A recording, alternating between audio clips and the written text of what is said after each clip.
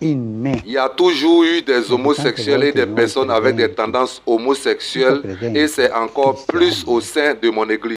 Les Africains doivent comprendre que les temps changent et les mentalités aussi. Nous ne pouvons pas continuer à vivre avec ces préceptes du Moyen Âge.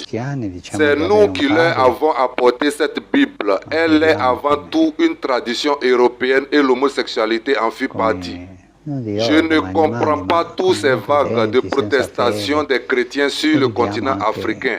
Les homosexuels sont aussi des enfants de Dieu.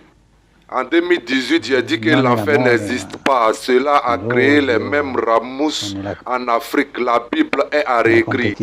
Tout n'est pas à prendre au sérieux dans la Bible. C'est un livre comme tout autre livre écrit par des hommes d'une certaine époque différente de la nôtre. Dieu qui brûle Sodome et Gomorrhe à cause des homosexuels est l'une des absurdités de la Bible qu'il faut changer. Dieu ne peut pas brûler ses enfants. Je compte apporter beaucoup de réformes à la Bible pour qu'elle paraisse être plus digeste et adaptée aux chrétiens des temps modernes. Et je compte sur la communauté chrétienne d'Afrique. J'espère que les réformes que j'envisage n'altéreront pas leur foi en Christ.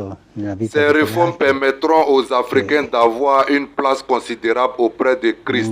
Dans la Bible actuelle, ils ne sont rien d'autre que des esclaves.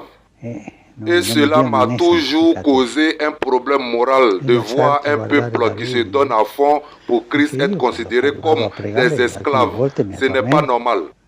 Personne ne pouvait prévoir qu'après des siècles d'esclavage initiés par le pape de l'époque, les Africains embrasseraient le Christ sans se poser des questions.